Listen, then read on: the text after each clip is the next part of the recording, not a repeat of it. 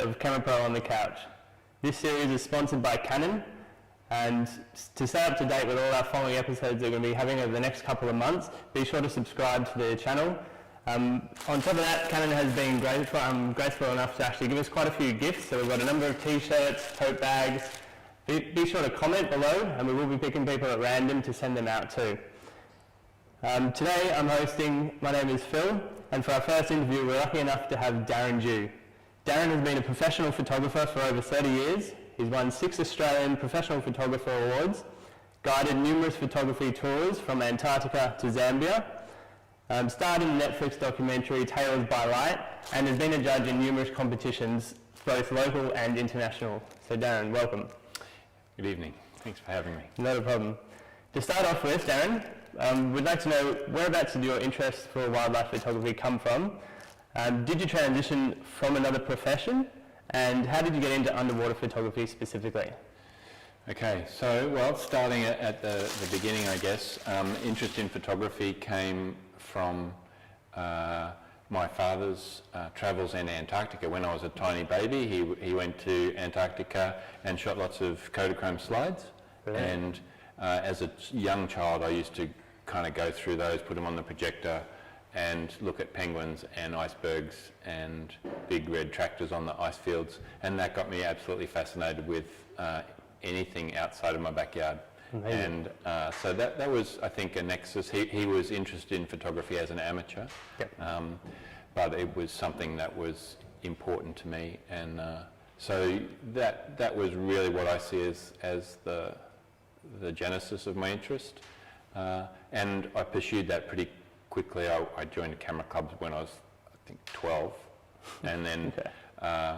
I was fortunate enough to get into art college at 15 and start my photographic training after grade 10 and after high school, and I've been working in the industry since then. Nature photography was always my goal. I did a couple of years working in dark rooms and as a commercial photographer's assistant, yep. After college, but I jagged a job as photographer at the Queensland National Parks and Wildlife Service in 1986, so I was like 19, and that really set me on a course for nature. Great, that's amazing. And so obviously talking Canon, you've been using Canon for a long time. But take us right back to the start there, say in 1986. What was the gear that you actually were first using? Well, my first Canons in 86, I got a T90 and okay. An F1.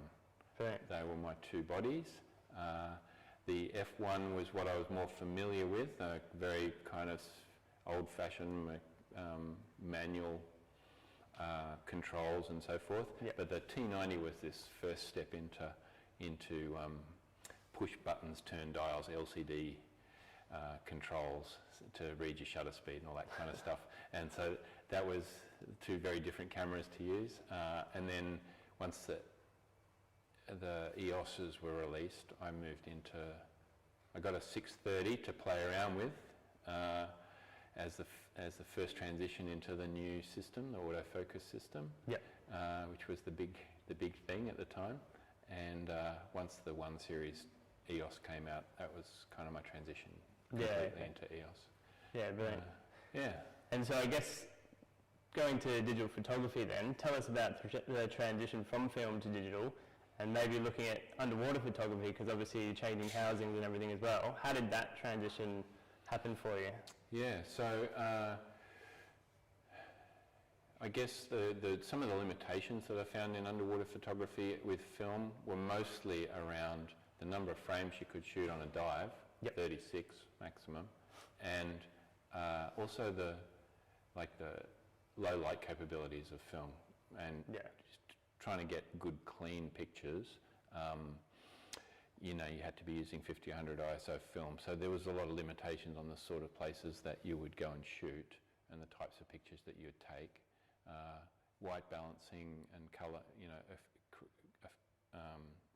correcting colour under the water was kind of impossible. And so when digital came, the really most exciting thing is, I think I remember I was on a boat in Tonga, and it was the first year that I had my digital camera, and in previous years we'd always gone to a particular cave to go and have a swim after our whale swimming, and we never took our cameras in there because it was always too dark. Yeah. And I swam in without my camera, and then I realised that, oh, my new digital underwater camera, I can get 400 ISO out of that, because that was about as high as it would go, usefully, but it was still like many more stops than I was used to. So I guess what I'm getting at there is the thing that I love about digital and the transition to digital has been all of the new opportunities of pictures that have been able to be captured, and almost every time a new kind of level in camera technology comes out, there's a whole bunch of new pictures that we can take.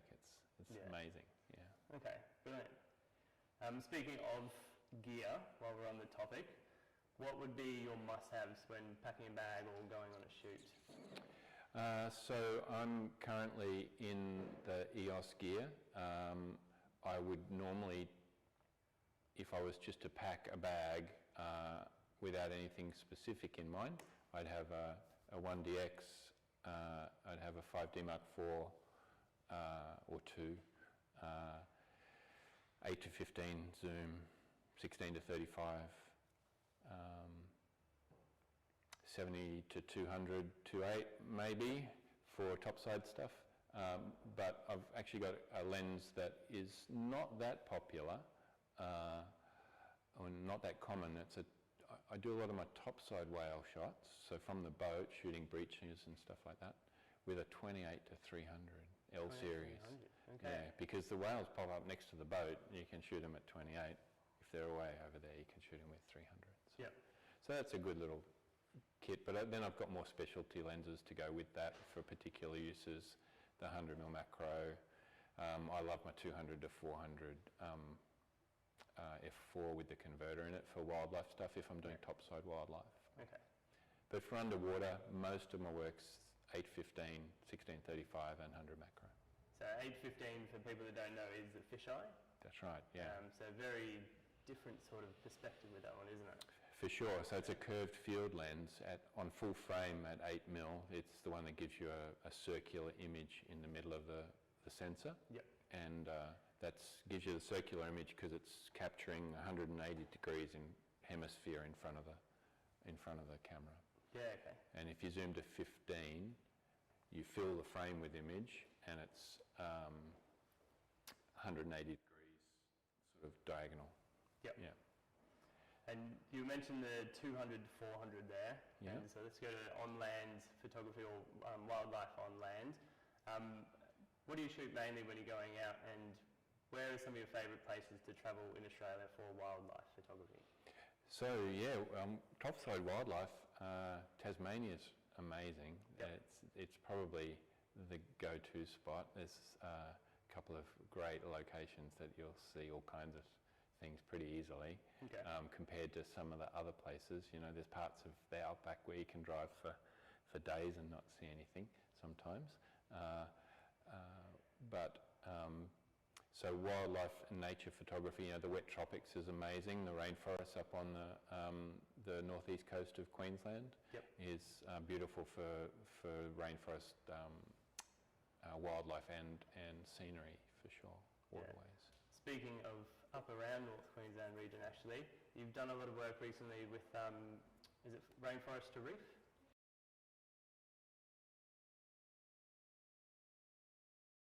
I hope you can see my T-shirt.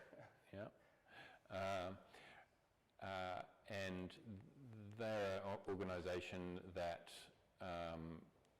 restores areas that were rainforest and had been cleared for agriculture, and also plants. So they plant trees. They also purchase properties that are of significant conservation value. Okay. Mainly around the edges of national parks and things, and create corridors between large tracts of land. And that's really important to me because the wet tropics and all of the rivers along Queensland feed out onto the Great Barrier Reef. So the cleaner the water that gets out to the Barrier Reef, the healthier the coral's going to be, and the reef has suffered a lot, especially the inshore areas over the years, because of poor water quality, because all the rivers, all the trees have been cleared right down to the banks of the rivers, and agricultural runoff, runoff from cities, towns, industry has all been ending up out on the barrier reef. So to maintain that healthy ocean, this kind of rainforest to reef connection is really important. Yeah. And I guess from that point of view, with the clearing of the trees, especially around the rivers, I've read that that's quite important, basically because that works as a filtration system, doesn't it? And keeps, as you say, keeps the oceans clean. Yeah, for sure. Yeah, the Rainforest Rescue folks have done some studies on some of the waterways that they've replanted, and the water quality increases. It only takes a couple of years of growth to really clean up the water that's going out. So. And in general, for people at home, is there anything that we can do to sort of help this process? Sure, you can help Rainforest Rescue. They're always looking to plant trees. There's a few corporates that support Rainforest Rescue with their carbon offset, purchasing trees, and they do community tree plantings as well.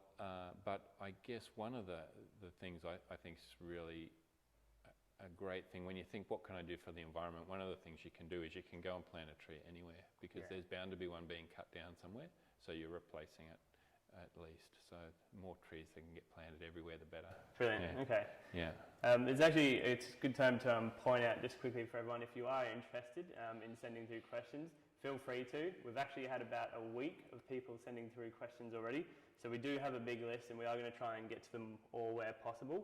But more the merrier, so please keep sending through, and if we can get a chance to get to them, we will.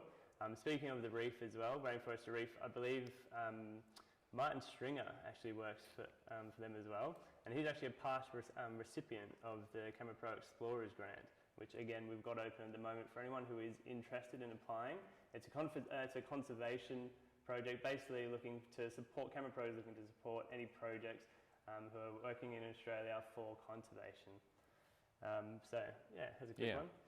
Now, I think entry's closed for the Explorers Grant on the 31st of August, so there's still time to get in, isn't there? We're actually looking to extend, just the next point I was about to go on, basically because of COVID. So with COVID, well, obviously a lot of lockdowns around the country, so we are looking to push it out till the end of September. And another good reason to bring this up as well is you're actually a judge. I am, yes. I'm looking forward to seeing all of the submissions and working with the other judges to create, to come up with these really good projects that people are submitting. Yeah. Okay, brilliant. Yeah.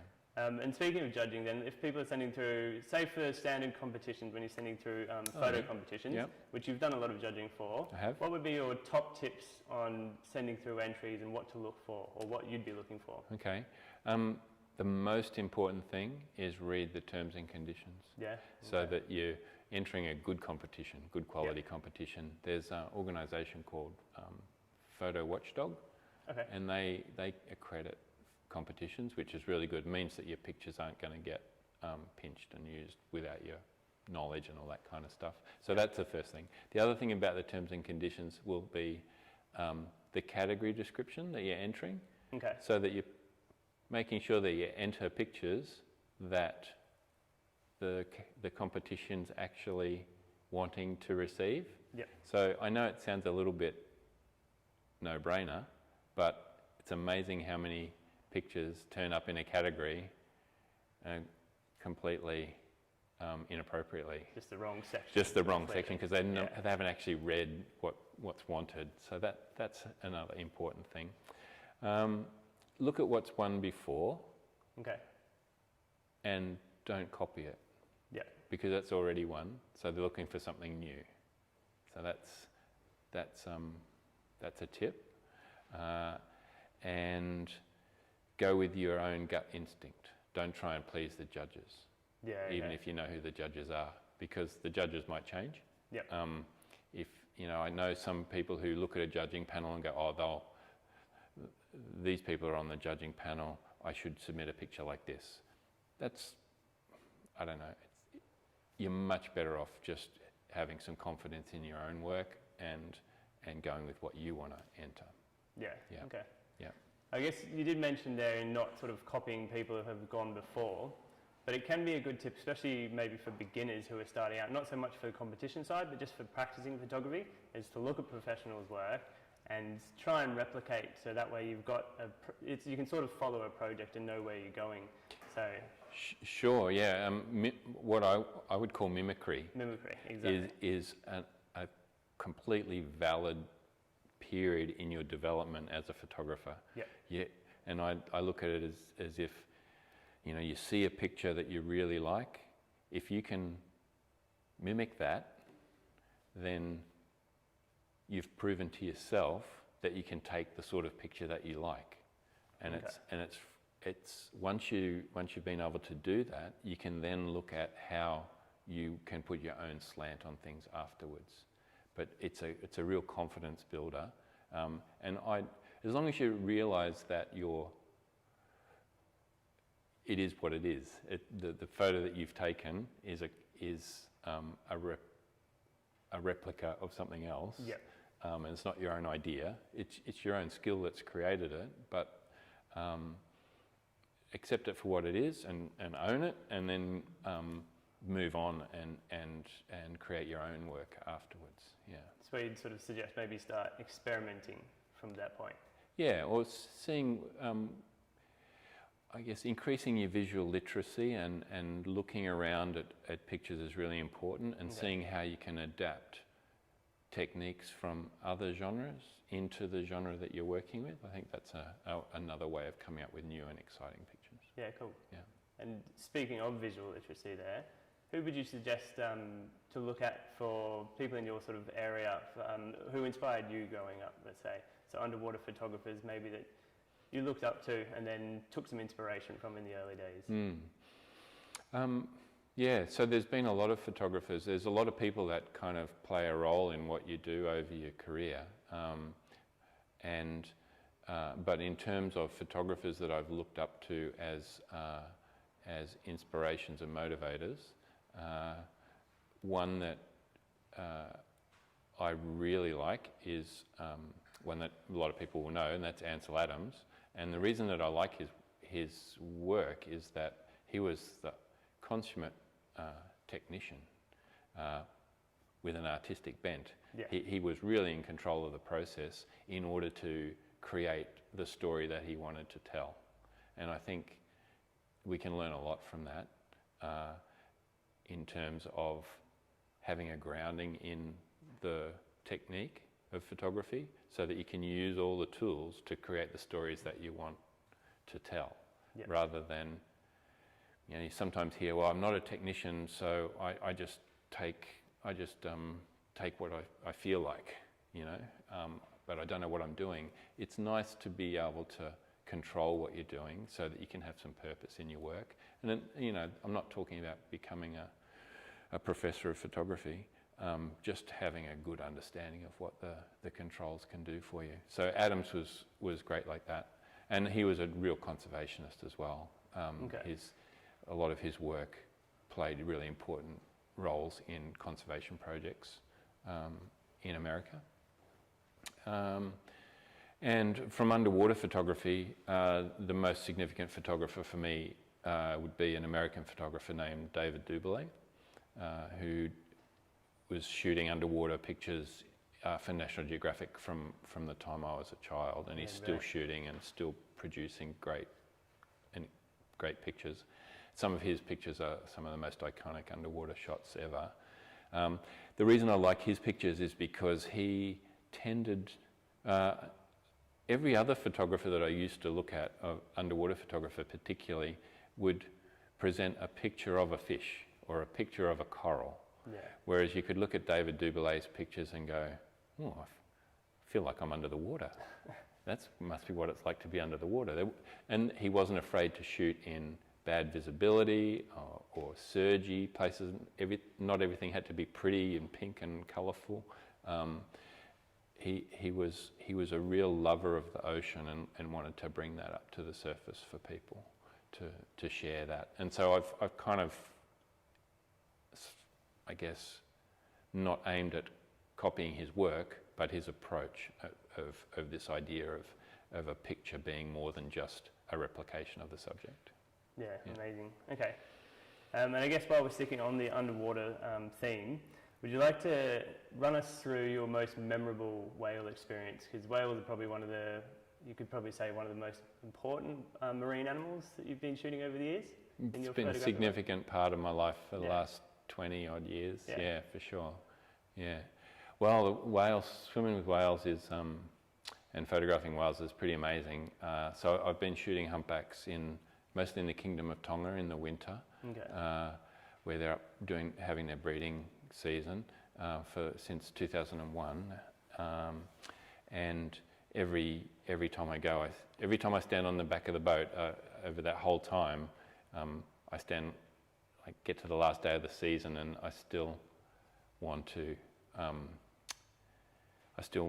get in the water and wonder what I'm going to see next, because there's so much diversity in what you see. And so, there's all kinds of different behaviours as well. There's mums and calves. That's always beautiful. Resting mums, curious calves coming up and playing and rolling over and looking at you. That's good fun.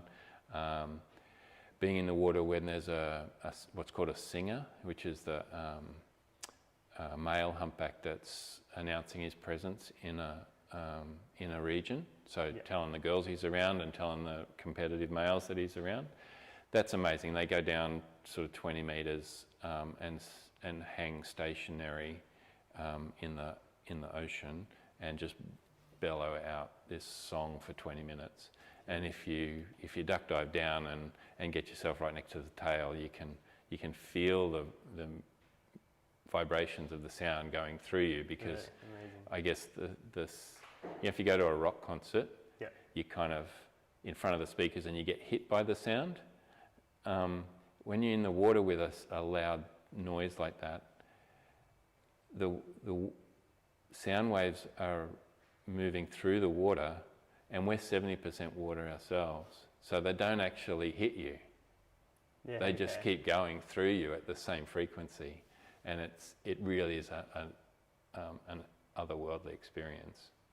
So that's pretty good. But the most exciting part of the whale photography is the heat runs, when there's a whole bunch of males chasing a female through the ocean, and they can go on for hours at times, and she's basically swimming until all the boys fight each other off, and like last man standing, and that's who she chooses.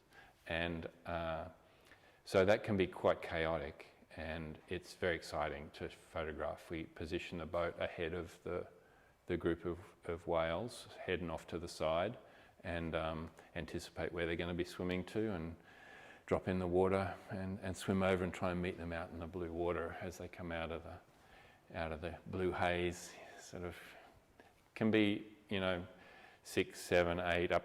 I think the most we've had is like 25 whales swimming by. So.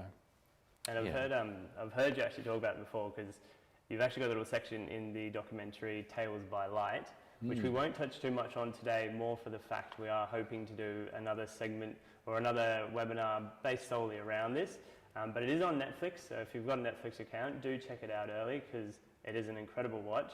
And literally in the heat runs, it shows you skipper drops you off at the front, and you just jump off, and then all of a sudden you've got however many whales just coming straight at you. So what's that actually like? Because they're pretty much, I think you described them as the size of buses. Buses, yeah. So having up to 20 buses just coming at you. Yeah, it's funny because I'll usually shoot the heat runs with the fisheye, the 15 mil. So you're getting 180 degrees. Which we definitely get quite close. You have to get very close, and so it's not unusual to have pectoral fins going right past you and animals all around you. But they're very, very conscious of where you are. They're concentrating on the heat run and chasing each other and fighting off the other males, but they are very courteous and they don't run into you. They swim around you, move their pecs underneath you or over the top of you. Yeah, they look at you, wondering what you're doing, and then get on with their business. So, amazing. Yeah. And I've heard, we've spoken before a couple of times, and I do know obviously with Wales, one of the most exciting things you've said to me in the past is actually taking people on, because you do tours as well. So it's taking people on tours and seeing the joy in people's faces when they get in the water for the first time and they're just met by this giant creature that's just, yeah, so gentle. Yeah, for sure. It's one of those experiences that can really affect people, and because it's the kind of thing that you would only, well, you actually can't imagine happening, that you would be in the water with a baby humpback whale that's coming up and looking at you and showing you its belly and saying, look at me, take a picture of me.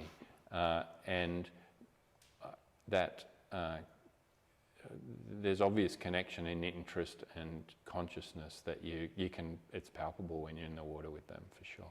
Yeah, okay. Amazing. And obviously, due to the current times we're in, tours have sort of been held off, which, there's not much you can do there. So in the past sort of couple of years, how have you transitioned with this period in the state that we're currently in? So it's been pretty hard because 2019 was my last full year of work, which basically was away every month on a different project for sort of 3 weeks usually. So I really only had about 10 or 12 weeks at home in the whole year. And apart from a couple of trips, that was virtually all overseas. And that includes the 3 months in Tonga with the humpbacks and a month up in Norway with swimming with the orcas, and then some other specific trips doing content and some editorial jobs and stuff in other parts around the world. Yeah. So to go from that, actually the last trip I did, I flew back from Indonesia and shot a film about a pygmy seahorse researcher in Indonesia, which basically got off the plane and went into lockdown last year. So that has affected the business significantly, obviously, because a lot of my customers, 70% of my customers are non-Australians, and 100% of my destinations are non-Australian. Yeah. So it's been tough. But what it has given me the opportunity to do is to kind of reconnect with Queensland and Australia, mostly with Queensland, and do some things with Rainforest Rescue up on the reef and the Rainforest to Reef project, getting that some more sort of awareness. And also then rediscovering some of the locations around Queensland that I photographed as a raw, out of kind of college, early career photographer, travelling around, especially around Queensland. Being able to go back there now, having all of this global kind of experience and visit the same places and see them in new ways with new gear. Like I went to some places in the last 18 months that I hadn't shot on digitally. I'd only ever shot film, large format film, big, one sheet at a time stuff. So that was pretty exciting, and to be in the same places and treating things differently. Yeah, brilliant. Yeah. You're actually talking about there, while you were travelling at the peak, you were actually probably only home for maybe 12 weeks of the year. I found one of your photos, I think it's from 2014, and your post was, I'm going to complete my Instagram year with an image that somehow sums up my last 12 months. 39 weeks away, 70 flights, 14 countries, from the equator to the southern continent. I hope you enjoyed my images and look forward to sharing new and exciting things. I find in 2015. Happy New Year. So it was 2014 there. You're obviously travelling a lot when times are at normal. Yep. From your perspective, can you give probably your top 3 tips for travel and travelling with so much camera gear? It's not easy. It's a nightmare. It is. And it's getting worse. Every time I go to the airport, it's harder to get my gear on the plane. Yeah. And more expensive. Yeah. And unfortunately, whilst if it's just the occasional kind of random trip, you can maybe deal with it with some lenses in your pockets and all that kind of stuff. But when you've got a big kit that you're trying to move around the place, I don't know if there's any other tips than don't get the check-in staff upset. Be friendly. Because the last thing you want is the person handling your bags to be upset. Yeah. So, because it's pretty easy for it to probably go onto the wrong conveyor belt and end up in outer Mongolia. And I'm guessing it's probably the gear that you'd be travelling with there that's worth quite a bit. So you don't want it ending up in the wrong place. No. Especially if you're going somewhere for a big project. Yeah. So having said that, I will always try and get on the plane with the minimum amount of gear that I can. Yeah. So I've had we've designed up some neoprene cubes, we call them. Okay. And we wrap a complete housing with a lens and a camera in it, and you can carry it by the handle. Amazing, yeah. And so, because you can carry your camera on board. So here's my camera. It fits under the seat. It's a bit heavy, but it's about adapting as the regulations get harder, and they try to save money on fuel, I think. Yeah. And reducing your weight. So. No, that makes sense. Yeah. But it's not unusual to be handing over $600 or $800 excess baggage. 600 or 800. Yeah. Each time. Jeez. Yeah. Okay. And I'm assuming most of this is insured when you're doing that. Yeah. Yeah. Okay. Well, you never really know until you have to make the claim. But Yeah. Well, that is definitely true. make sure you get it. If you do get insurance, make sure it's good insurance. Yeah. And as far as travel, then, while we're on the topic, what are some of the most unique places that you think you've been to?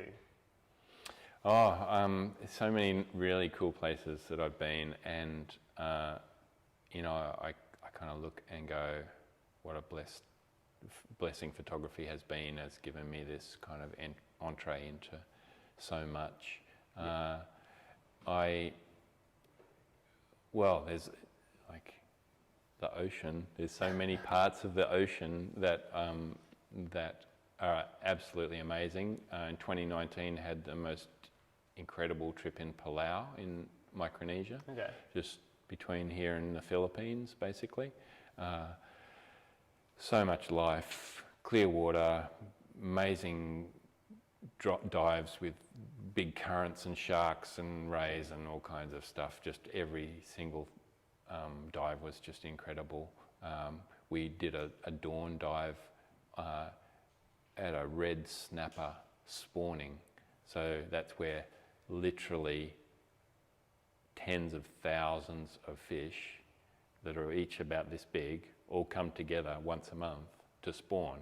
Wow. And they get in these huge schools and they all rub up against each other and they break into smaller groups. The female will swim up and the boys will start to follow her, and she'll release her eggs, and then they'll release stuff, and it's just this amazing thing that happens once a month, and you've just kind of just got to be at the right place, right time. Yeah.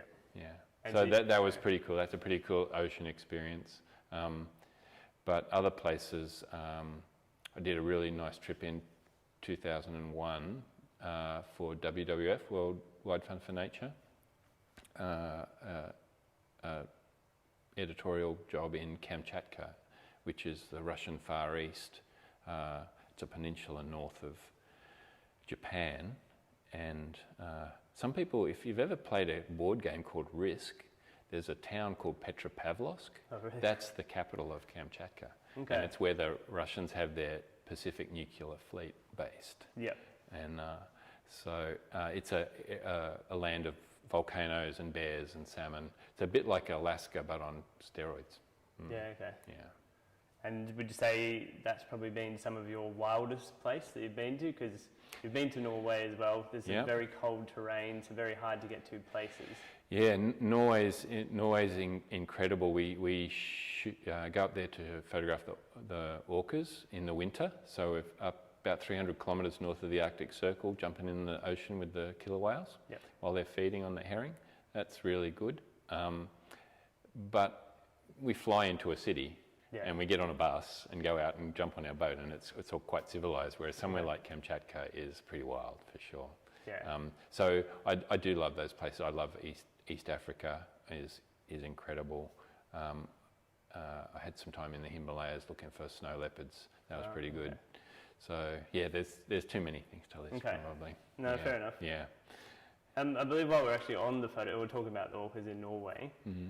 That actually brings me around to Instagram. Now, you've got a few followers on Instagram. I do. Doing very well for yourself. Do you know, out of curiosity, what your most liked photo is? I think it's going to be one out of a few, but there was a very popular topside picture at sunset. Two orcas just breaking the surface, sunset, a boat in the background, and all the birds in the sky. Yep. That was for a long time. That was the most popular, but it might have been eclipsed. I think it has been eclipsed. I was doing a little bit of research there, so I think that one was actually third. And I believe a new favourite, or a new top-liked photo, is actually a picture of a shark from Dead On. Oh, yes, yep, the Mercedes shark. Is it a Mercedes shark? Well, it's a Galapagos whaler, but it's a silhouette coming straight to camera. Yep. And it's perfectly symmetrical, and it just looks like the Mercedes logo off the front of the car.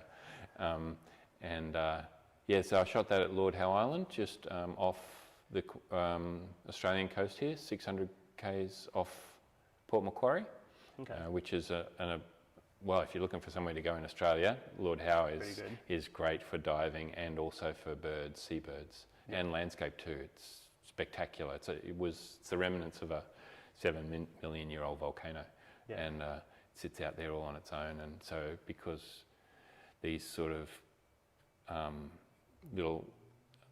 these islands, they just attract life, all kinds of life. So it's really good. But yeah, the sharks there, they're Galapagos whalers, which are very gregarious, very curious, and there's a few dive spots that we've done there, and you drop in the water and all the Galapagos just come to see what you're doing. There can be sort of 40, 50, 60 of them, and they'll swim right up to you. Like that one was coming straight at the camera. That shot was with the 16mm.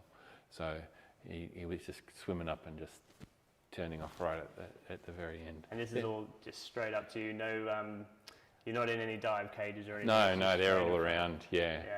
Okay. And the best stuff, that was maybe half an hour before sunset, but they get really curious as the sun sets. And so that's pretty exciting, because you're swimming back to the boat as the sun's setting, and you look around and there's all these sharks, and then they disappear, and you swim a bit further and you look back and they're there again. Jeez. So but they're not a really aggressive species. They're just curious. They get to 2.5, 3 meters, which is pretty big. You have shot a number of different types or species of sharks, like hammerheads as well, and even going to great whites. Now, the great whites, I'm guessing you're in cages for? Yes, I've never free swum with a great white. I've been out of the cage, in proximity of the cage, but never free swimming. No, they actually scare the pants off me. Oh, me too. I can understand that. Yeah. And I grew up with Jaws and all that, and so I guess I try not to think about that. When I say they scare me, I'm not thinking about them all the time, but I respect their ability to be in control. Well, that's actually something else that we've spoken about in the past, is once you're actually underwater, you've told me how you sort of managed to switch off and you just pretty much focus on the shot, and you just get in the zone. And you've even said that to the point of sometimes where you need to be diving with a buddy, in a sense, because you can lose track. Even just shooting with whales, you lose track just because you get so focused on the picture and the light. But you need to focus on, there's a lot of aspects to it, because scuba diving is obviously quite dangerous. And there's a lot of elements you need to pay attention to. So talk us through. Scuba diving is very popular, but it's a pursuit of its own, and you've got to manage your air consumption and your depth and your time and all those kind of things in order to stay safe. And photography is really immersive, and as we all do when we're shooting on land anywhere, we kind of go in the zone and we're just shooting, and who knows what's going on around us. The trouble when you do that when you're scuba diving is that it could cost you dearly if you overstayed or ran out of air, all those kinds of things. So I really don't like diving with somebody that I don't know. So, because you always need to dive with a buddy Yep. For safety. Well, I feel you do. So I used to I had a few friends and acquaintances who were good divers and flexible with their work arrangements, and I would just contract them on an ad hoc kind of basis, because I knew that they knew how I dived, and I knew that they would be a good buddy to, be monitoring our circumstances. But then about 7 years ago, I took on a full-time colleague to be my dive buddy and assistant, and that's been fantastic because I've got somebody who knows my habits, and we can make great pictures because the safety stuff is kind of intuitive. Yeah.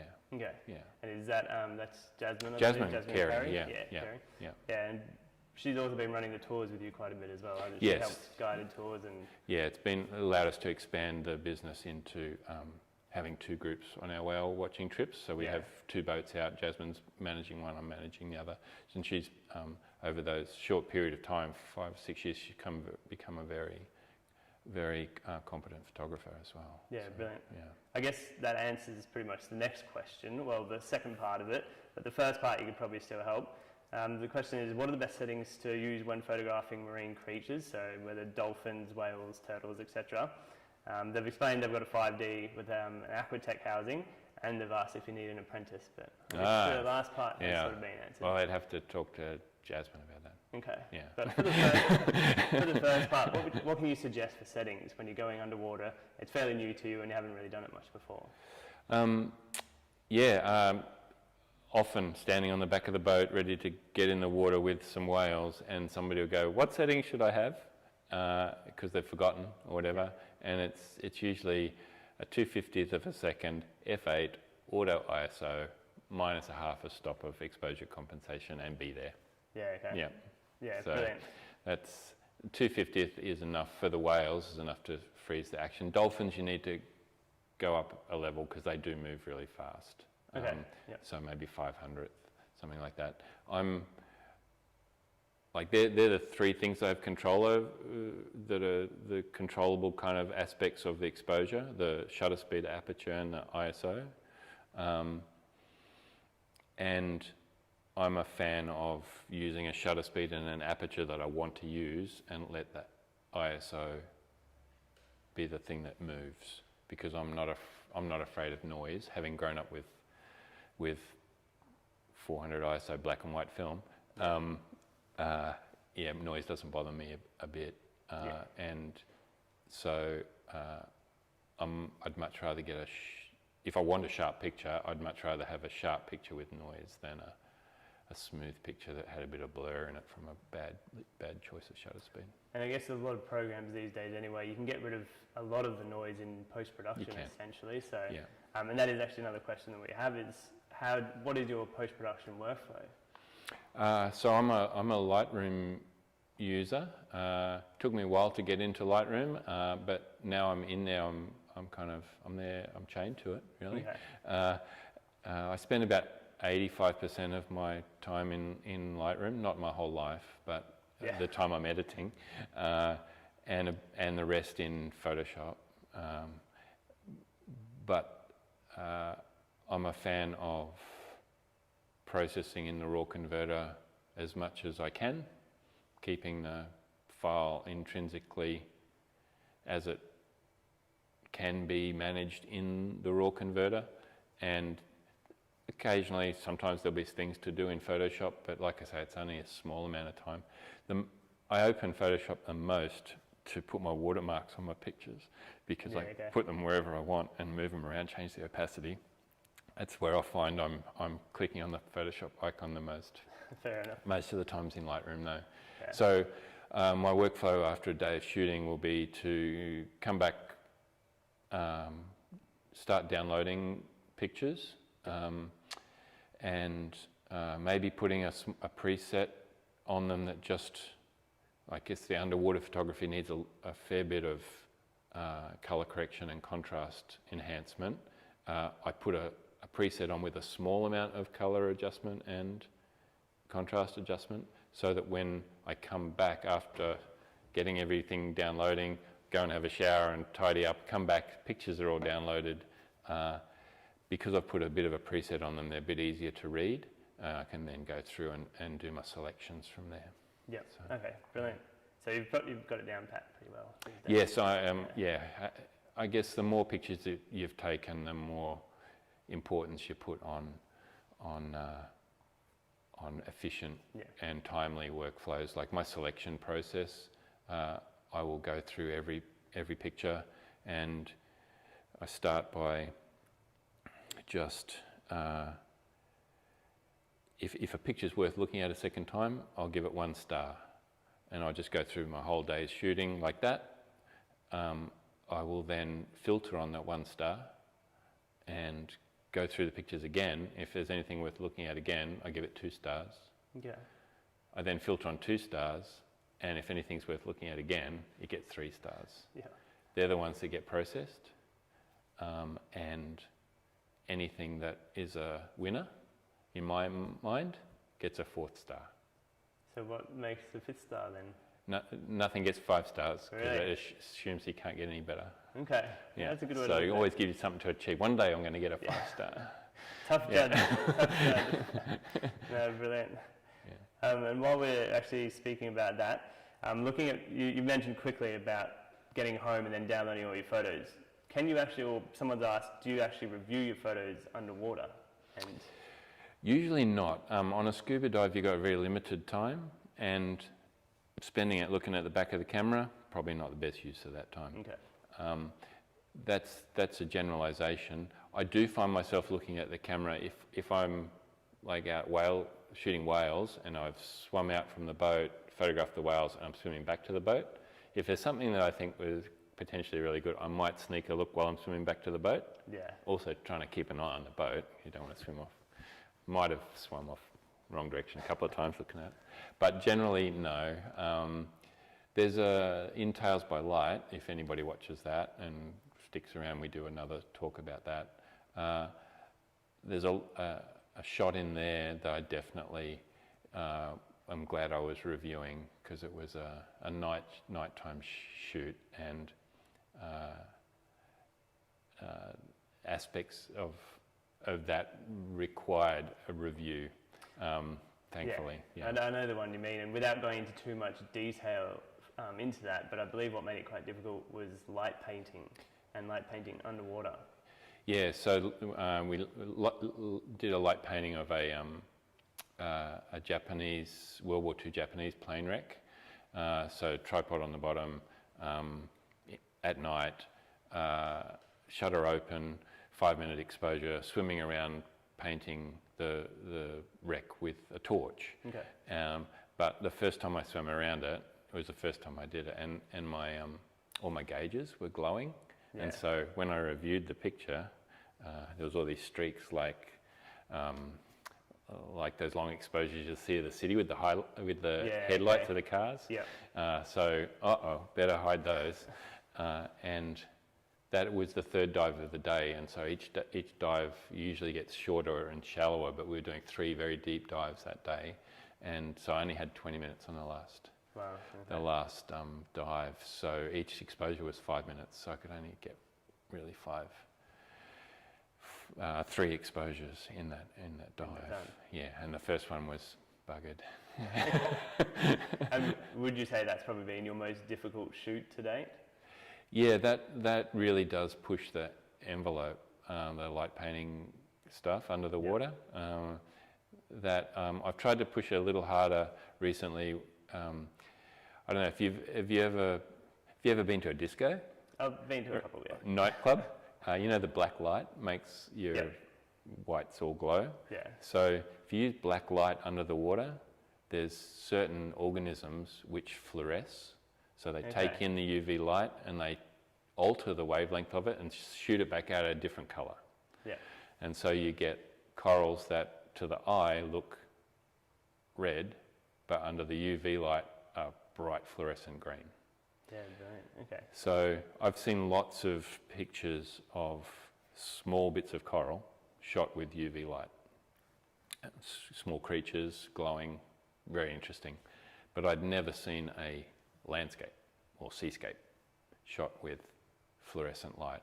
Okay. So I've done a couple of experiments and a couple of tests, and one of the next big projects is to light paint a whole part of the reef with the UV black light. So that's starting to get complicated. Okay. So that's something we should definitely be on the lookout for. Yeah, for sure. And whereabouts will we be able to see that when it does come up? Well, I'll just have to come up with a project, won't I, and get it somewhere. Yeah, the last big project like that I did was a full day time lapse up on the Barrier Reef, which we did with Australian Geographic magazine, and we set the cameras up on the tripod on the bottom and shot every couple of seconds. 5D Mark IV with the 1635 on one side and a 5D Mark IV with a 8-15 on the other side, and shot from dawn till dusk a raw file every 2 seconds, and put them together into a full day time lapse, which is like 4 minutes, I think, 5 minutes long. Yeah. So I like doing those complicated things. Yeah. Okay. Yeah. I guess that's probably a good time to actually, if people are looking to see your work, where is the best place they can go to see it? They can look on darrendew.com. There you go. Perfect. Yeah. It's a good start. Or my Instagram account has a pretty good selection of pictures over. If you've got nothing to do and you can scroll through. I believe 659, I think, at last. Is there? Roughly? Roughly 659. Yeah, there you go. Yeah. And coming back to Instagram now, how do you find that Instagram and other social media has affected the world of photography, and how has this actually helped you to reach a greater audience? Yeah, so it's been a bit of a roller coaster over the last, whatever it is, 10 years of Instagram. Yeah. I remember my designer web guru friend telling me once that there was this new thing called Instagram where you uploaded your pictures and people tapped on them and liked them. And I said to him, why would you do that? Who's going to look at those? And anyway, I opened an account and started doing kind of like a diary account on Instagram when it was just square phone pictures and that was the only thing you could do. Thankfully, it's moved on. Well, thankfully in some ways. From my business point of view, I started a Darren Jew photography proper, here's my nice pictures feed in about 2014 or 15, I think. Well, I think. Okay. Maybe before that, 2012, I can't remember. Around then. Yeah. When you could when they started allowing you to put pictures other than phone pictures on. Okay.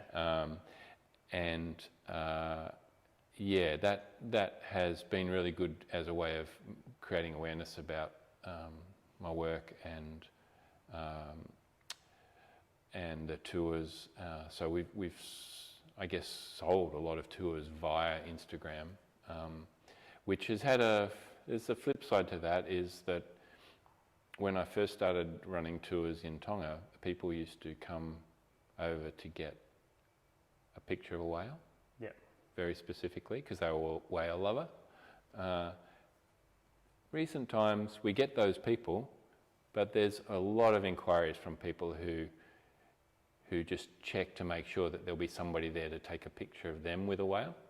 Okay. So it's kind of flipped into this very kind of self-absorbed thing. I want to come to Tonga to get a picture of me and the whale. Yeah. And not just a picture of the whale. And so that's come about because when I say that collectively, the people who are taking pictures of natural places have made them look so accessible and easy to do. Yeah. And so more and more people who are probably not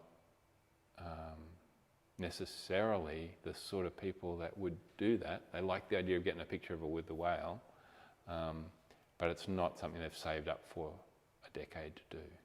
And I assume you're probably more saying, as opposed to just someone coming along and wanting a photo just to show they were there and maybe show just friends and family, you're sort of saying to actually present it on Instagram and go, hey, look at me swimming here doing this. instead of more going for the experience of the whales. And creating a beautiful image of a whale to say, look how beautiful whales are. Yeah. And on the beautiful image of the whales, what's the hit rate for people coming along, especially if they're fairly new? How do you guide them through the process? Well, to start with, we get varying levels of experience, and the majority of our people that come with us are after a good picture of a whale. Yeah. And they usually after the first day on the water and they've looked at their pictures, they come up and they go, so why aren't my pictures like yours, Darren? I said, well, because I told you to swim right next to me, and that'll be the best spot. Just to, I guess, a bit like that mimicry part of the process, see where the best spot is and then break the rules after that. Yeah. Not break the rules, but add your own slant on things. And so after a couple of days, people are starting to understand that the whales give them the picture. They can't take the picture from the whale. Yeah.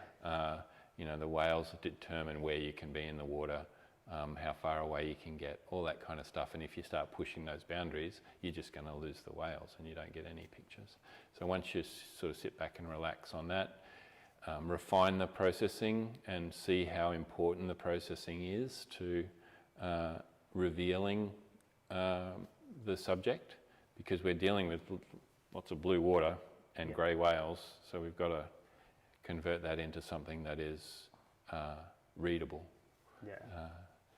And so, people come away with great pictures. Our trips are a week. You need to commit time to this sort of thing. It's not the sort of thing you can really just go and do and put all your money into one day and cross your fingers. It's not a weekend away. It's not a weekend away. It's a solid week's commitment, but it's certainly a worthwhile one.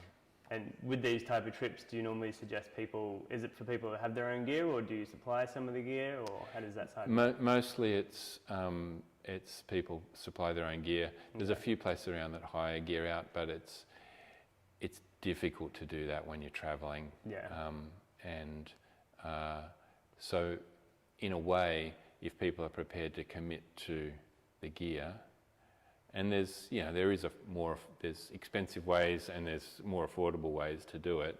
If they're prepared to commit to the gear, they're kind of more prepared to commit to the whole experience, which involves patience and being uncomfortable on the water, sometimes out in the hot sun, the long periods of time between whales, all that kind of stuff. So, yeah. But you could do it, because I know, say Canon, for example, you've got things like the G7X series. Yeah. And you can buy little underwater housings for them that actually Canon do themselves as well. Yeah. So it's not, you don't have to go to the top straight away. You don't have to go, and something like a G7X because it shoots RAW, which is ideal. It's got a reasonably wide lens. Great job for sure. And the little Canon plastic housings, they're fine. Yeah. And again, being on gear there and talking about, you were saying before that you're actually still on the 5D4 and 1DX at the moment. 1DX2, yep. Is there any reason you haven't taken the jump across to the mirrorless just yet? Well, a few reasons. I've been watching it as it's developed and watching, when was going to be the time to jump. Yeah. Because was always going to be the future, and the R5 has come out and it seems to me to be, it's a trigger point, it's a tipping point now. Yeah. It's like, okay, now's the time, because we've got these great ranges of lenses coming as well. Yep. So it won't be long until I make a change. I'm going to have to do it in stages probably, and I'll probably do my topside kit first. Okay. Because for me, to change my camera body means I have to change my housing as well. That's a big thing. And then so that's an added expense. This last 18 months of COVID have made things a bit hard for a lot of people, especially in the creative sphere and the travel sphere. So timing's not perfect, but at some point when the economics of it all make sense, I reckon it'll be a trade of a fair bit of Canon EOS bodies and EF lenses for some nice RF. I can't believe how good. A friend of mine's got an R5 and shoots birds with it. Yeah, okay. And it's like, it's really hard not to get it sharp. Oh, it's incredible. It just does a lot of the work for you. Yeah, which you know, that's, you can look at that two ways. It's made it easier. Yep. Well, it's actually given you a tool that can allow you to take better pictures and newer pictures that you wouldn't have been able to take. So that in theory, the standard of photography, it shouldn't all just come up to a point.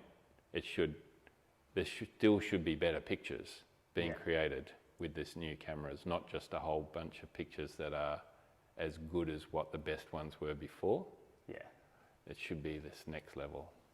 Yeah, and it does just bring more options into it, as you were saying before, with like the cable, when you're going from film to digital. Yeah. It just opens up a new world of for sure. possibilities. Yeah. And I guess the other big one that's soon to be announced is the R3. Well, it's announced, but no one knows the specs or anything yet. But the R3, so that's another one that could be of interest to you, I'd say. Yeah, I guess in the way that I have a 1DX2 and a 5D4, I see an R5 and a EOS 3. R3. Filling those two side by side, positions, because I do like. I like the ergonomics of the 1 series. They feel good in the hand, and the 3 seems to be similar kind of layout. So yeah, that makes sense. Yeah, and the extended battery life and all that kind of stuff is going to be good. Now we do actually just we are starting just to go over time slightly, but there are a couple of questions here, so we'll just try and get to a few of these just before we end. Someone is asking, what are your plans for or in the future? So what direction are you going to take? Take more pictures, and I think we're working towards getting back to some kind of similar thing that we were doing in the past with the travel, but it's a bit of an unknown. Yeah. So it's a matter of consolidating and coming up with ways of staying active and profitable in these kind of rings outside of home. Yeah. So it's being adaptable, trying things, trying to maintain the creative motivation as well when everything's going a bit difficult. So, the good thing about photography is you can kind of lose yourself in it for a bit. Yep. And I did a really nice trip. I went to Carnarvon Gorge earlier in the year for a week with some friends, and we shot. It was all very nice. It was a revisit for me, first time on digital, good fun. I come back and I went, you know what, I've got to do more, and I went back out by myself, and I had a really amazing week, just getting kind of immersed in that, and that created a great series of pictures, which I really love. Yeah. Okay. Second last one here we'll go to. This is a pre-question that we had as well. Where do you see the photographic technology in 10 to 20 years' time, and what would you like to see implemented from your own experiences? Well, 10 to 20. I hope there's still cameras. Yeah. Because I love cameras. And I've got some, I've still got quite a lot of my old cameras, and I like to use them. So hopefully we'll still be able to take pictures through a lens and record a moment that actually happened. Sure, it's kind of recorded the way the camera sees it, but it is that moment. So let's I guess see what I think will be this divergence, a greater divergence from photography to digital imaging, and the digital imaging stuff is just limitless. Yeah. The photography is limitless as well, but I just want it to stay a reflection of reality, not a total creation. So that's I guess the philosophical future, as opposed to something that I'd like implemented technologically wise. That might help, say, your photography. I'd like a square sensor. I'd like to go back to medium format days where I don't have to turn my camera on the side to take a vertical. I'd happily press a button to flick from vertical to horizontal, but I would assume that all my RAWs would be square anyway. So that would be great because it would be way more ergonomic, and I'd lose less pictures. Ergonomic from the housing point of view, you mean? Well, but both. You know, if that's a great shot horizontally, I missed it while I was turning it. Whereas if it's square, you can just concentrate on what's going on. But that's the only thing. I can't think. There's so much that seems to be in them now. There really is. But I'm sure they've got a big list of things that they're going to add to the next model. No, brilliant. Okay. And I guess the last question probably sums up the end of the photographic sort of process. Is you're still quite big on prints, aren't you? Yes, I love prints. Do a lot of printing. Yeah. So just run us through the printing process and possibly where people can actually buy prints from you as well. Yeah. Okay. Yes, I've been selling prints for a long time. Actually, when I left the National Park Service back in the early 90s, I left it on the strength of selling my prints at the markets. And I did that for quite a few years. Brought the family up and paid off the house, selling prints at the markets. Prints have, I kind of liken it, looking at a digital image on a screen is like going to Las Vegas. It's all very exciting and bright, whereas looking at prints like going for a walk in the forest. And it's sort of tactile and real and isn't showy. And that's, you know, they both got their place, obviously. They tell two different stories, but I love the tactile nature of print and the realness of it. You can pick them up and you've got a photo in your hand. You don't have to turn it on. The battery doesn't go flat. And you do all your printing yourself? I do all my own printing. I've got a couple of Canon printers. They've got the big one, the 6000, which I can do metre and a half wide. I just delivered a canvas yesterday, 1.5 metres by 2.5 metres of a couple of whales for a dentist surgery. It looked pretty nice.